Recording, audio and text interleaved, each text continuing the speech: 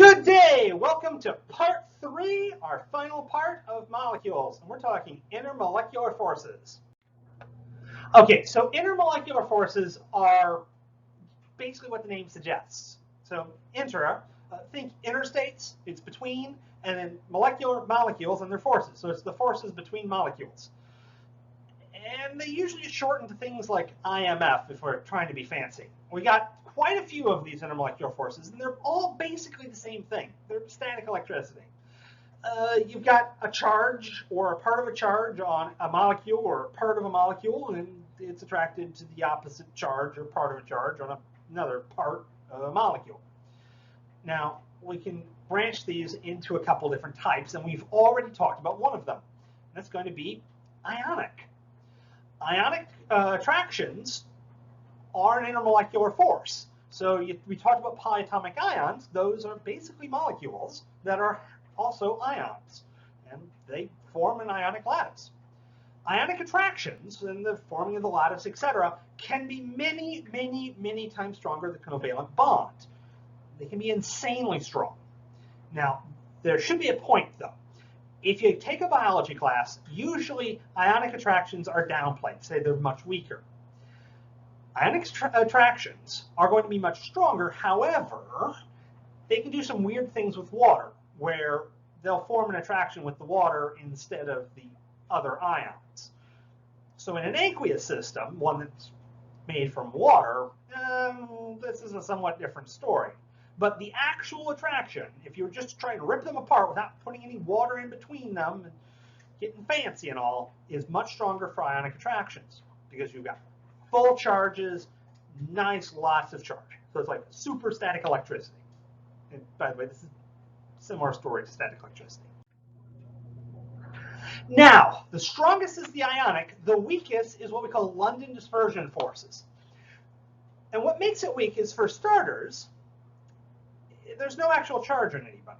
Instead, the electrons are buzzing around the molecule, and they just decide to be on one side, a little bit more often than the other side for a brief window of time. So you have a charge on one side of the molecule, and you have a charge on the other side. We use a lowercase Greek delta, which is going to be this guy, and the same symbol. So minus for slightly minus or negatively charged, and a plus for slightly positively charged. To represent the fact that this is not the charge of an electron.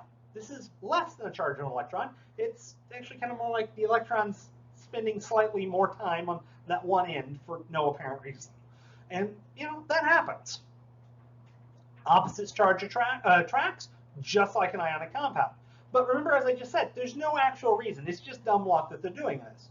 So not only is this nowhere near as much of a charge on my molecule, atom, or whatever this happens to be as there would be if it was an ionic, because it's not an ion, it's just the electrons are slightly on one side of it, revealing the nucleus a little bit on the other side, and getting slight negative charge on the side that they're hanging out on. But it's also ephemeral. The electrons decided to move to one side. They'll rebalance very, very shortly thereafter. So it's very weak. It's temporary, small amounts of charge. This is our weakest intermolecular force. That said, though, it's not weakest as in insignificant. Unlike the other intermolecular forces, London dispersion forces scale with the size of the molecule or atom. The bigger the molecule or atom, the bigger these forces get. These are the forces that are holding the molecules in tar together. If you've ever got tar on you, you know those are holding pretty good. It's because the molecules in tar, the gigantic hydrocarbons, are gigantic, and thus the London dispersion forces have scaled with them. Now, the next one that we're going to talk about, and there's a couple of intermediate ones that we're skipping just for simplicity's sake. These are the dipole-dipole interactions.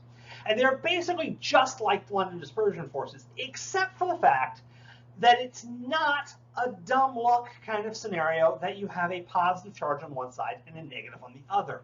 Instead, you have a covalent bond where the electrons are not being shared equally between the two elements. So in this case, I have hydrochloric acid. The chlorine tends to hog the electrons, or probably more accurately to say, the electrons prefer hanging out with the chlorine. Well, because they prefer hanging out with chlorine, there's going to be more electrons on the chlorine side more often. Once again, it's not like the chlorine has stolen an electron. It can do that, but in this case it hasn't. They're just hanging out a little bit more often on that side, leaving the hydrogen a little bit exposed, and therefore a little bit partially charged. This is not ephemeral, unlike the London dispersion forces, and there generally tends to be a little bit more extreme separation on those charges. So the positive is a little bit more positive and the negative is a little bit more negative than what you would see in the London dispersion force. For this reason, dipole interactions are much stronger than those we see in a similar sized London dispersion. Now, dipole-dipole interactions are for bonds. The molecule gets bigger, but you don't add more what we call polar bonds. Well, you don't get more of these. So it doesn't necessarily scale. Now, in order to get these polar bonds, you're going to have a couple of features take place. First off, to get the bond itself polar, you have to have a meaningful difference in electronegativities between your two elements. Generally speaking, you're going to get that. The only two elements that have electronegativities close enough that we normally deal with so that their bond is evenly distributed are hydrogen and carbon. So if a hydrogen-carbon bond exists, those generally aren't polar. Most other bonds you're going to run into are going to be polar, at least to some degree. One of the two atoms is going to hog the electron from the other. Once you have polar bonds, then the bond is trying to pull across, and you're trying to generate a positive end and a negative end, what we call our dipoles. Di2 pulls the ends. There is an interesting exception.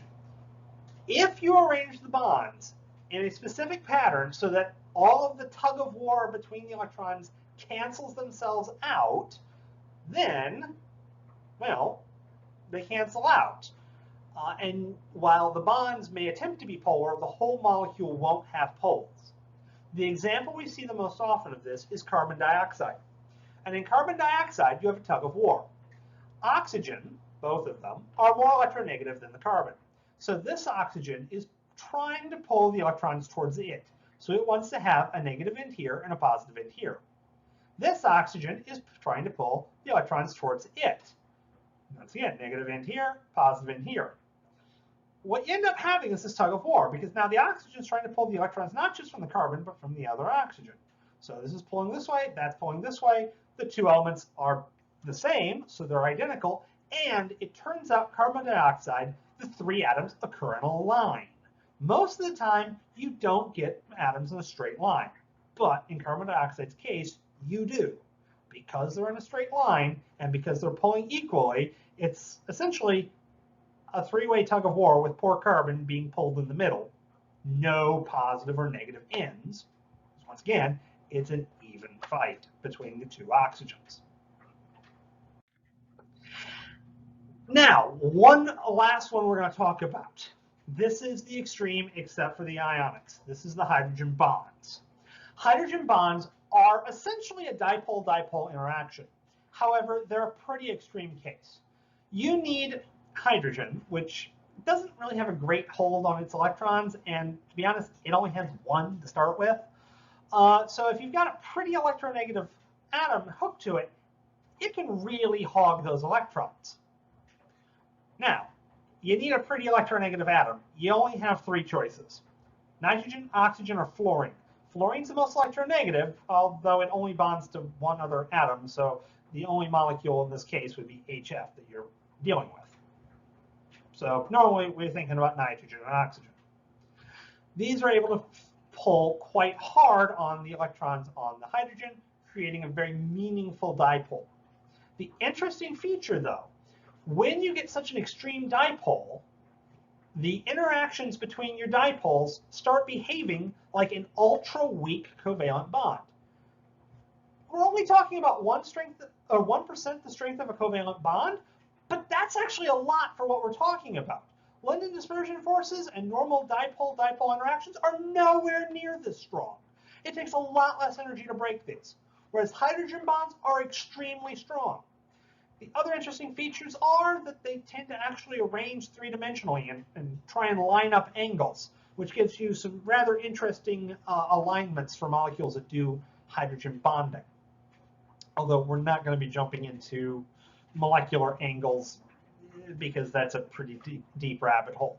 But the key thing on the hydrogen bonds, they only occur if you have a hydrogen bonded to a nitrogen or a hydrogen to an oxygen or in hydrofluoric acid, HF. But when they do, they're ridiculously strong compared to the other intermolecular forces, ignoring ionic attractions. So with that said, that's molecules. We're skipping a lot of stuff because there's a lot of stuff here. You know, we want to make sure this is a survey and not a deep dive into it. And there's other things that they're going to appear later on where we've scratched the surface and we're going to dig a little bit deeper. But with that said, next up is Unit 6, and we'll be talking about some chemical reactions, which are always fun. You know, fire. Fire's fun.